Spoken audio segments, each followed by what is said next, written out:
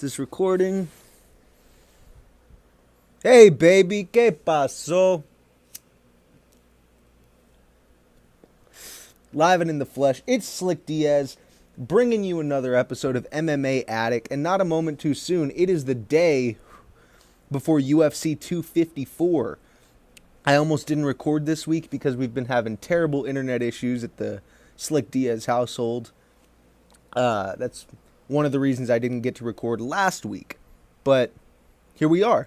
Before we get started in this quick little solo session of an episode, this podcast is brought to you by Fight Picks, the app that I believe is the best platform for weekly MMA fantasy gaming. You know what I mean? If you like making predictions and picks and seeing how many you can get right on a card, or if you can get the whole thing, which I bet you can't, download Fight Picks today. It's also brought to you by MMA Island, your number one source for MMA media and memes. Make sure to go follow the whole gang on Instagram, MMA Island and affiliates.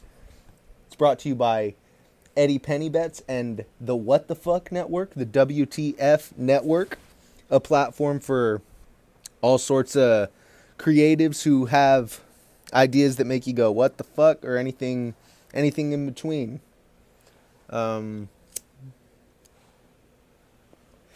Let's see. Any more brought to you by? Brought to you by me, Slick Diaz, right? Okay, let's get started. Before we get into my weekly picks and stuff, let's do some general chat. What have we missed? We missed Teofimo Lopez, the 23-year-old phenom, dethroning Vasily Lomachenko, pound-for-pound number one fighter in the world in boxing, taking all of the lightweight belts, I think. All four of the big ones over there in boxing. I don't know why they have 4 belts, but congratulations to that kid. That was awesome. I was rooting for Vasily just because I'm not a huge boxing fan, but I know about Lomachenko, and I knew about Teofimo Lopez, too. I thought that the pedigree was going to make a difference, and Teofimo Lopez proved he had some pedigree of his own. So some really interesting stuff occurring in the boxing world. And we also had Michael Chandler weighing in for a UFC 254 main event backup in case Khabib or Gaethje miss weight. And there's been the fight's on. It's in the clear and we're good to go. But there's been some chat with, what does Chael say? The kids on the underground have been saying, I didn't watch the weigh-ins, but apparently the guy who was doing the scales for the weigh-ins did it a little sketchy for when Habib stepped on the scale, and then Habib was really relieved. He was looking weak getting onto the scale. So that has some people being like, oh, he missed weight. His weight was fixed. It doesn't blah, blah, blah, blah, blah. I don't know anything about it, but Mike Chandler made 155 on the dot, as a good backup competitor should, and now I guess he's probably on his way home. So, or I don't know. I actually don't know what he's doing. Maybe he's staying to watch the fights. I sure would, but I don't know.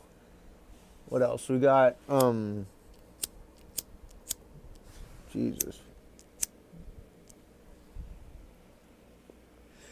Got Tony Ferguson picking fights online. That's pretty cool. You've been seeing that. He was like, uppercut, boom, champ shit only kid to Gaethje on Twitter, which I thought was hilarious. Yeah, that's not really like news. It's just something funny that I wanted to bring up. If you haven't taken a look at Tony Ferguson's tweets and Twitter replies and posts over the last week or so, you should go check them out. I guess y'all are here for picks. I don't have to drag this on too much. Let's see. We got MMA Attic. Should have written it backwards, though. Should have written it. I don't know. UFC 254. Okay. So usually I have mom's picks too. I have my mom give me her blind picks just based on the names, and then we see how well she does. She typically does as well as me, which does not bode well for young Slick. But yeah, I'll give you my picks for the week. We don't have a mini-sode this week. I just didn't have enough time. I didn't think I was going to get the episode out to begin with. So, no Eddie Penny bets giving you gambling advice. No Mal Pacino doing the what ifs or what have yous. Nothing like that. Just your boy today. So, this card is really hard to pick. There's a lot of really interesting matchups. I guess I'll start from the bottom. So,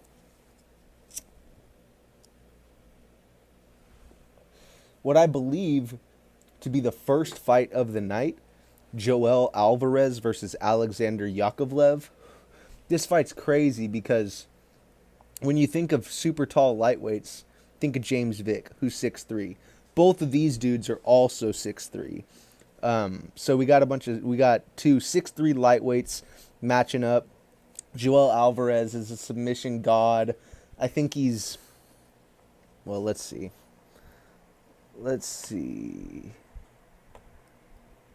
Yeah, he's got 1, 2, 3, 4, 5, 6, 7.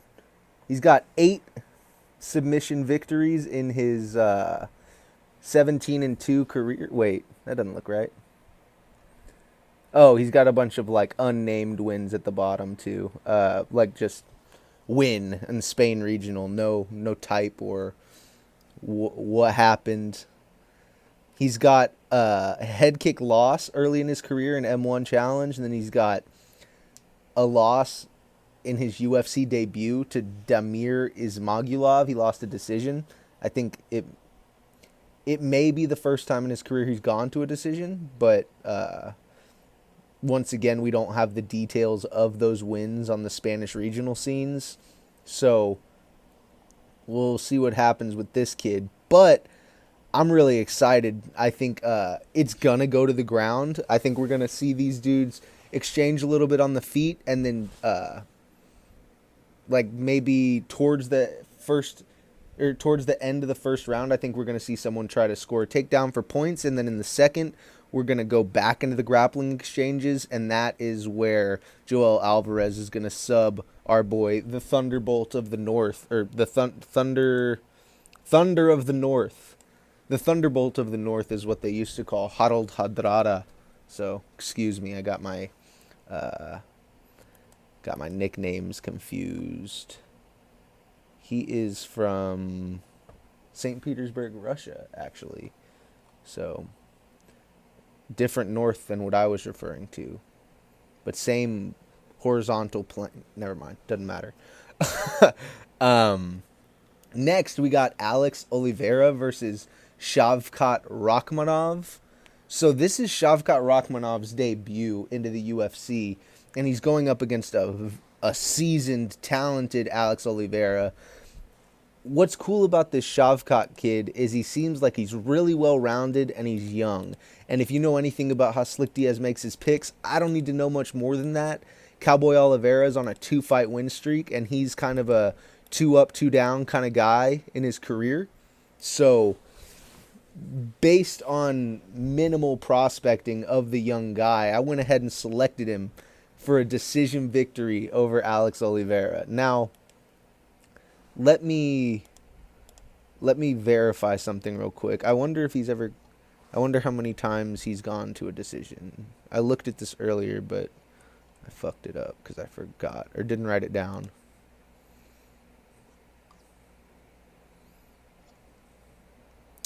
Let's see. Oh, yes.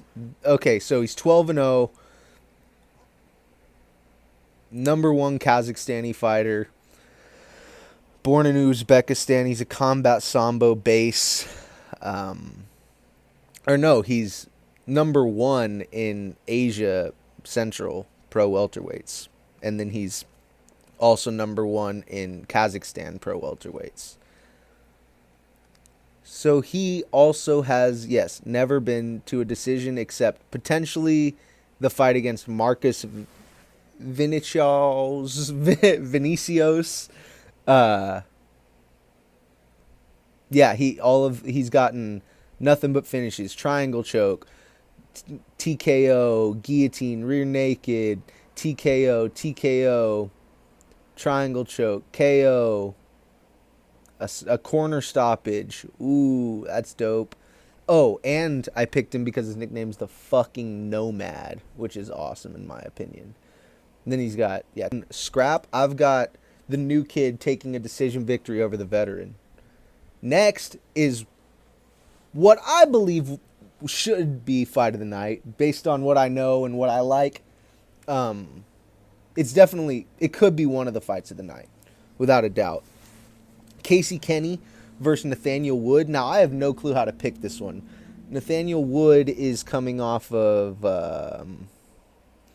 I know he lost to Dodson recently, but I don't think that was his last fight. Maybe it was. Oh, God. Come on. Nathaniel. Where you at, buddy? Oh, yeah. So he got a decision victory over John Castaneda. So these two dudes are kind of in the same boat, but Kenney's got a little more steam on him recently. Nathaniel Wood, the prospect out of England, he's one of my favorite young fighters in the whole UFC. The kid's really good, and he's talented everywhere, and he's tough, and he's got a nice mindset about him. He's humble, like everything about him. But Kenney, I like everything about him too. He's gritty, he's energetic, he's got a winner's spirit. So I think this is a clash of two young dudes trying to make a name for themselves, and they're going to put on a hell of a fight. Nathaniel Wood, Kenney, don't fucking blink. But I don't think either of them are going to get the finish. I think that Nathaniel Wood is going to take a decision victory over the American. And I almost chose Kenney, but I know how good Nathaniel Wood is. And I don't know. I've been a fan of Nathaniel Woods for longer, but Kenney's the American, so I'm kind of stuck between a rock and a hard place. All I know is I really like this fight, and I got the prospect taking the victory. But I'm really unsure. Next, we got Stefan Struve and Tai Tuivasa, the skyscraper versus Bam Bam.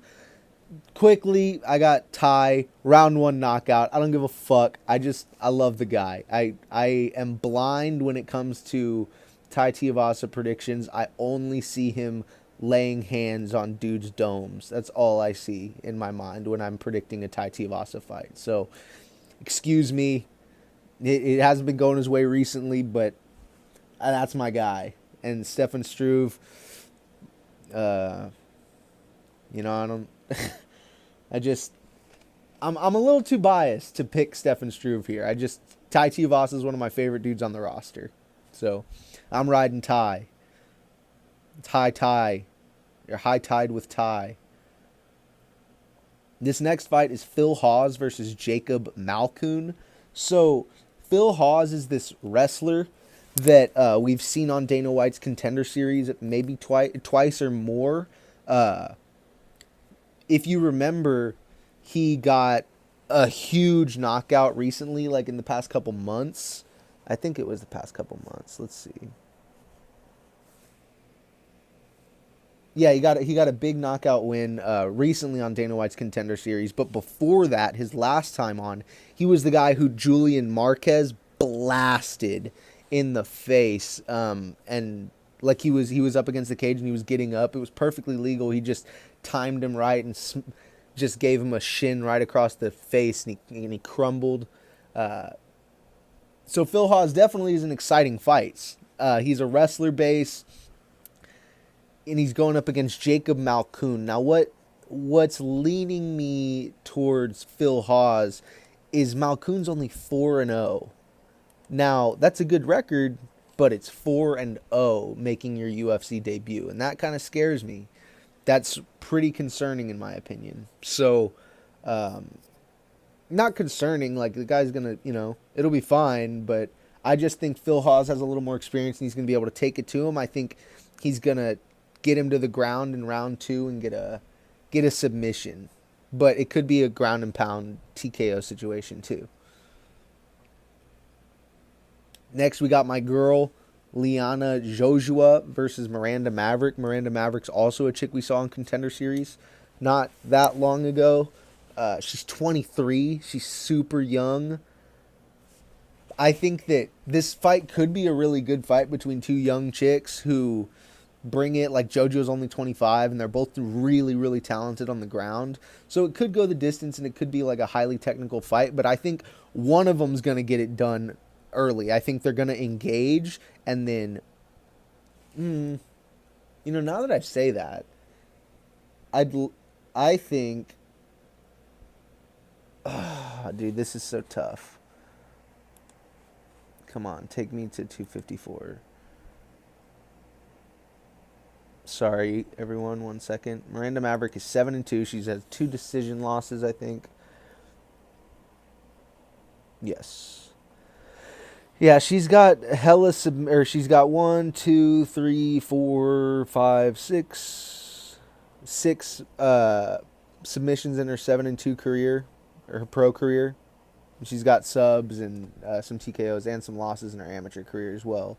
But Lyanna Joshua, she's very slick on the ground, and she's, I don't know, part of me just feels like she's really good on her feet too. Maybe it's just because I saw her throwing knees in Instagram pics. But I feel like going into her last fight versus Belbita, I wonder if I can check my prediction on that, because, or maybe it was the Sarah Morris fight. Oh yeah, I predicted her to outstrike Sarah Morris, and then she lost. That's why I was thinking she's got this nice kickboxing or like Muay Thai shit going on. I don't know, but she's got hella subs, and most recently an armbar round 1 victory over Diana Belbita. So part of me thinks that Maverick is definitely going to want to get it to the ground because that's her comfort zone, and she just wants to get a win in the UFC. But Joshua, I think if she's feeling confident in her striking, she might try to keep Miranda on the feet and try to just piece her up and steal rounds, So this is a hard fight to predict, and I have Joshua round 1 submission tallied, but I want to take Joshua in a decision, I think. I might change my pick again, but as I'm contemplating it currently, that's how I see it happening. I see Joshua being a little better everywhere and kind of, maybe not better everywhere, but being able to control the fight and dictate how it goes. Next we have Da Un Jung versus Sam Alvey. This is a cool fight. I think that these two dudes are going to throw down, but I think Da Un Jung is going to get a decision over Smiling Sam. I don't know. Lauren Murphy versus Lilia Shakirova.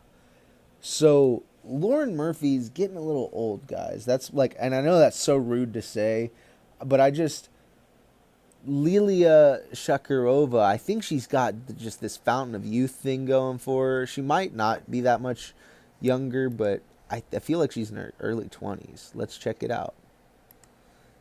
Oh, nope. That's Shovkat Rakhmanov, the Nomad, my buddy.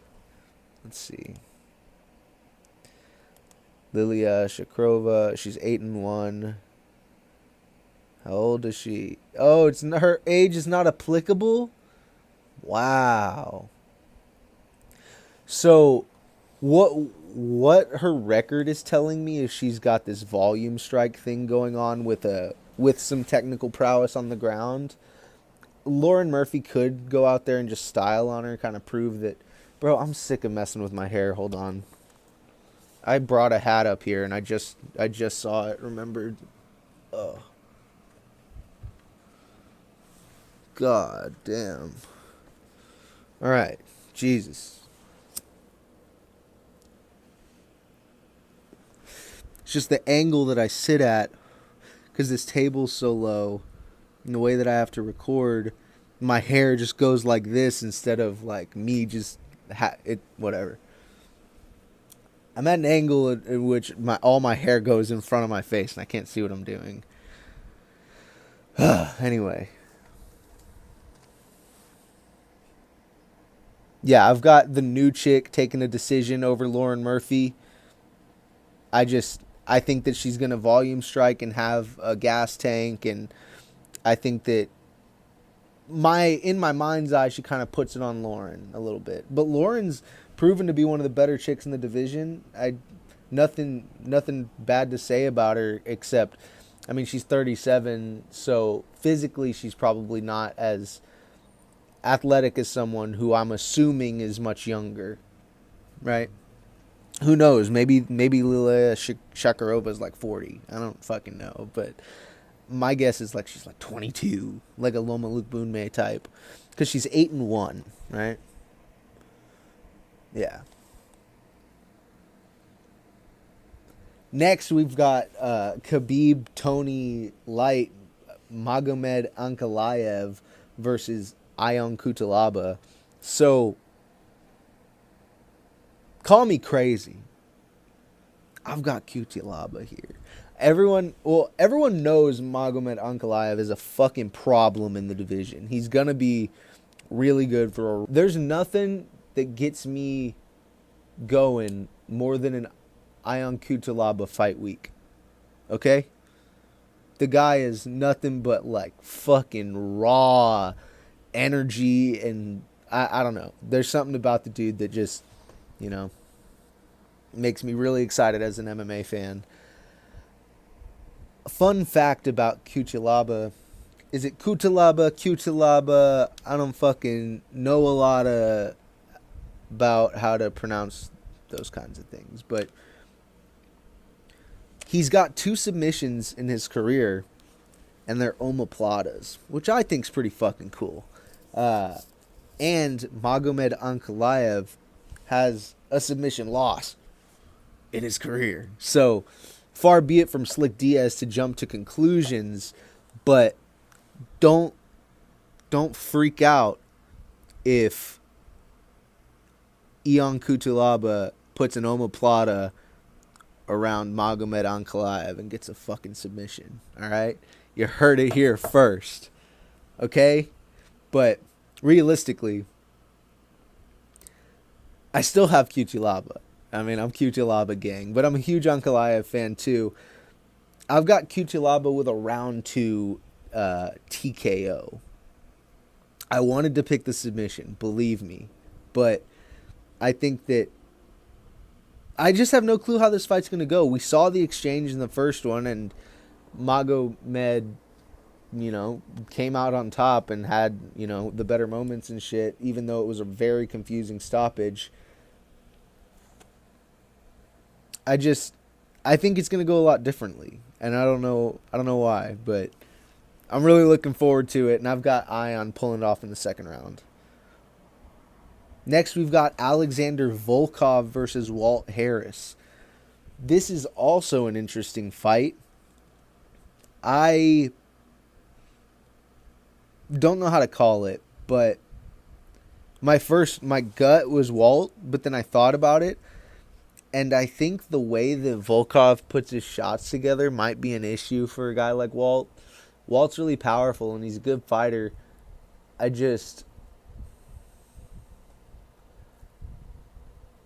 think that Volkov's like precision and ability to keep it up might pose Walt Harris some issues. I've got these boys going to a decision. I love it when heavyweight fights go to a decision. And I've got Volkov here, I guess. Even though my heart told me Walt, I gotta go Volkov here. I have Walt underlined here. I'll prove it to you. There. See? That's underlined. Walt Harris. But, now y'all just... Oh, yeah, well, you saw my next pick. Taking Whitaker over Jared Cannoneer. I guess I'll take a decision for... No. Fuck, dude. That's a hard fight to pick because Jared's really dangerous. These two dudes have a little back and forth going, so it could get heated quick. It could just go off the rails, but like I just don't know what the fuck's gonna happen. I love most of these fights, but I got Rob taking the dub here. I don't know how, don't know why, but Rob Whitaker, Aussie, oi, right? Or is it oi? Whoops. Jared Cannoneer is my guy. Let's not get it twisted. I also want to reside in the sun and see what that's like. Jared Cannoneer is totally one of my spirit animals. He's got the crystals. He's got the... no, I am the best fighter in the world. I'm fighting Anderson's... Like, that whole clip. Plus, you know, he's from Texas, moved to Alaska. Or he's fighting out of Texas. Or maybe not. Maybe I'm confused on which is what. But he's got Texas roots for sure. And I love his style as well. I just got done watching Kutalaba and Cannoneer at 205. Oh, wait. Yeah, and that shit was crazy. Well, that was a nuts fight. I'm a big fan of most of these fighters that are on this card. Like, my least favorite fighter on the card...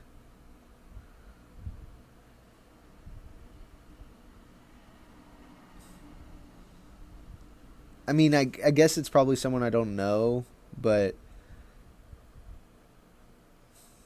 I mean, I guess Alex Oliveira, even though he's super cool and suave and shit, like, I don't know. It's hard for me to pick least favorites, but I'm a huge fan of most of these guys. Jared, Robert, Khabib, Justin, Ion, Magomed, like, all of them are dope. And I'm really scared about the Cannoneer-Whitaker fight. Let's be perfectly honest about that. I'm terrified. All right, before we get to the main event, I'm going to have my coffee. I need a little, like, transit intro music where it's like, Slick Diaz is taking a sip of his coffee because he needs to think about what decision he's gonna make because he didn't pick the main event. Ow. That was pretty good. What can I say about Khabib and Justin that y'all don't know?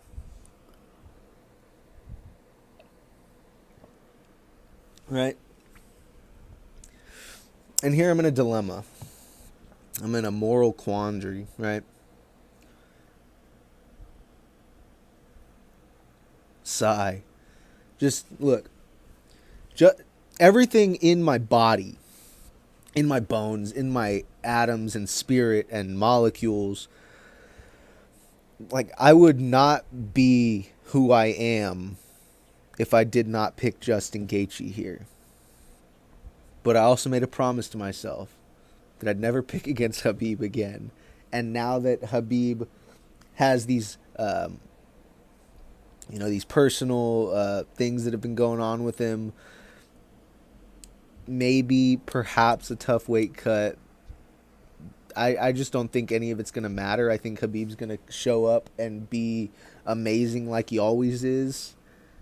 But Justin Gaethje is... Like, this is a perfect fight for me. It's got the pedigree, crazy mountain, different breed type of guy in Khabib Nurmagomedov. Now, see, I watched Khabib say that video on the post fight. He's like, Khabib Abdulmanapovich Nurmagomedov, but it fucks me up now, and I can't remember what sounds go where. Khabib Nurmagomedov is how it is simply said, but it's not how it's correctly said. Yeah, so you got mountain-born eagle 28-0 versus Justin Gaethje. I mean, just raw American diesel. Just everything I could possibly want in a title contender. Everything I could possibly want in a title contender. Let me be crystal about that. I can't bring myself to pick this fight, y'all. What do I do?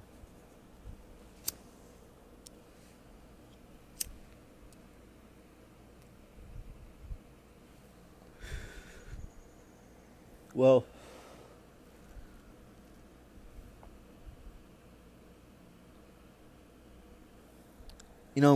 I'm of an inventive stock.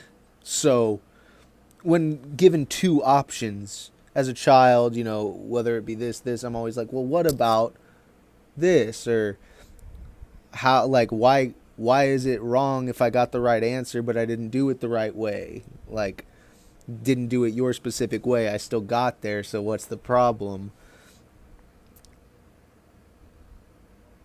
I don't know if I want to pick a winner at all. I might just let it simmer. I mean, can y'all pick a winner? Because I fucking can't. I know that a lot of people think Khabib is just going to do it again on Justin. Same exact story, different body, but it's hard for me to accept that when Justin Gaethje is how he is. If you don't understand what I'm saying or what that means, then I don't know what to tell you, because who was saying it? Mike Chandler was talking about Tony Ferguson. He was like, God forgot to put the quit in him. And that's true about Tony, but it's also true about Justin. Like, who can you think of many fighters where they get knocked the fuck out and you become, or they get finished, not knocked the fuck out, but finished, and you become a bigger fan of them for it? That's what happened to me with Justin Gaethje. I was a fan, and then I saw the Alvarez and the Poirier fights, and I was like, I can't, like, Justin Gaethje's one of my fight soulmates. Like, I can't imagine not watching his fights. He's just everything you look for in a cage fighter. He's nuts in a genius way. And he's got a mad scientist behind him in Trevor Whitman. I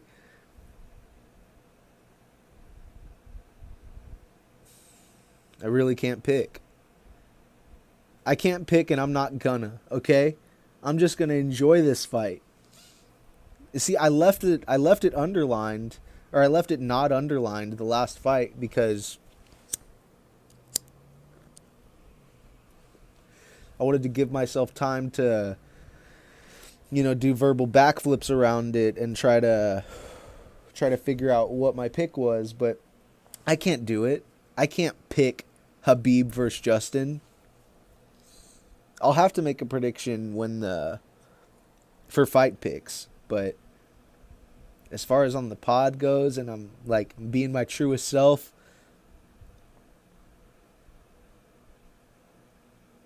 I love both of these dudes too much to pick. And experts say if you try to predict MMA fights, you're dumb anyway. So maybe this is my smartest pick of the card, is to not pick Khabib Gaethje. So there you have it. How about that?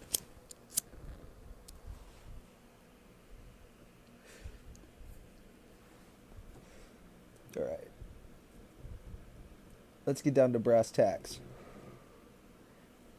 Next, we got the schoolyard rules, I believe.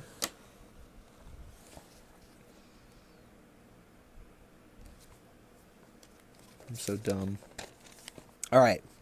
So for the schoolyard rules this week, I almost chose Casey Kenney, Nathaniel Wood, but I couldn't not pick Ankalayev, Kutalaba.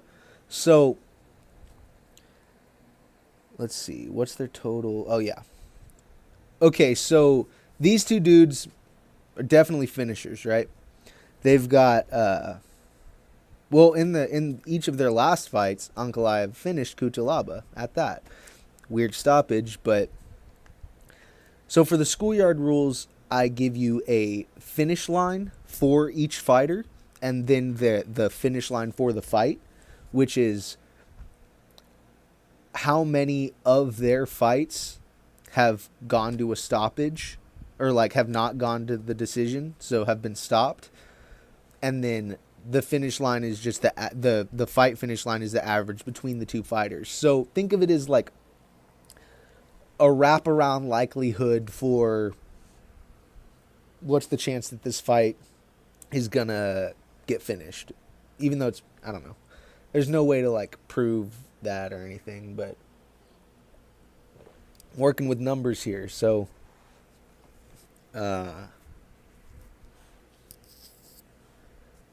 yeah, Ankalayev, of his, wait, does he really have 15 fights? Let's see. Yeah, of his 15 fights, 9 have not reached the judges. So that comes out to a 60% finish line for Magomed Ankalayev fights. Make sense? 9 have been finished of the 15 that he's been in. Now, Ion, on the other hand, 21 fights in his career, 18 have been finished. So that's an 85% finish line for Ion Kutalaba fights. So put those together, the finish line for this total fight is 72. I don't do decimals, okay? I don't do fucking decimals. I don't round. Whatever shows up, I just look at the first number. I don't even look past the decimal, okay? I wrote 72.5, but I don't do decimals. And then I give you the finish plus percentage. So it's of their fights that have been finished, what's the percentage of time that they're the ones doing the finishing, right? So of the 9 fights that Magomed has been in that have been finished, 8 have been KO victories for him, right? And 1 has been a submission loss. So his finish plus percentage is 88%, which is really high. Whereas Ion Kutalaba, on the other hand, although his finish line was much higher because he's only been in 3 fights that have gone to a decision, he's lost more of them. So he's got 12 KO victories, 2 submission victories, 2 omoplatas, fucking filthy. A KO loss to Magomed Ankalayev, and 2 submission defeats in his career. So that makes his a 70% finish plus percentage. So do with that what you will. Them's the schoolyard rules. These dudes are finishers to the bone, and the numbers suggest that Magomed Ankalayev's going to win, but I'm not a numbers guy, right? I'm not a numbers guy, so I don't give a fuck about this math. I just do it to make a segment. Next, we got the Slick Diaz Fighter Watch, and it's the first fight of the night, like it is often. It's Joelle Alvarez. I think this kid is going to come. I had him subbing Alexander Yakovlev in round 1, but I think they're going to push it to round 2. And yeah, I just think the submission kid's going to come in and do it again. I'd like to see a stand-up prowess, but you know,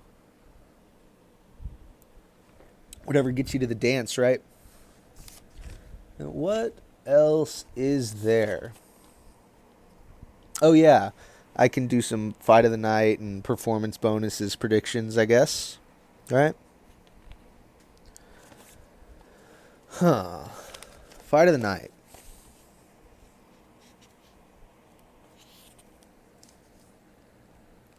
My original pick feels like Kenny Wood, but I mean, Whitaker Cannoneer might be a war. You know what I mean? And if Justin Gaethje's right, Habib Justin is going to be a war. So it's really hard to pick fight of the night on this card. I'll do performance bonuses first. So I've got... We're going to give my girl Jojo a bonus, right? Of course, Lyanna, She-Wolf, my girl. If you're listening, What's up?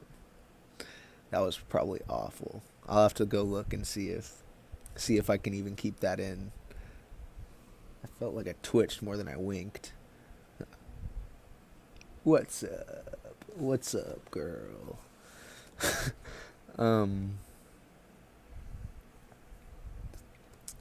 Yeah, so we'll go 2 performance bonuses and a fight of the night, right? So we got Jojua, and we'll take Kutalaba with the performance bonus. Yes, sir. Yes, sir. And then fight of the night, dude, I really think, like, it's low on the card and it's low in weight class, so that makes the likelihood low. But I'd just really love to see it. I'd love to see those 2 dudes put on a war and get recognized for it.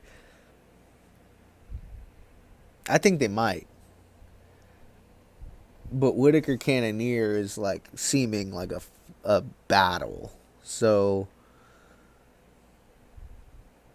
let me know what y'all think. I'd love to hear what y'all think. Give me your predictions. I'm going to try to get this out as soon as possible. This has been MMA Attic with Slick Diaz. It's been a solo session. It's a nice day in the attic. It's a little chilly. So, it's finally cooling off in Texas, which is beautiful. Beautiful. Yeah, I'll catch y'all next time. Thanks for listening.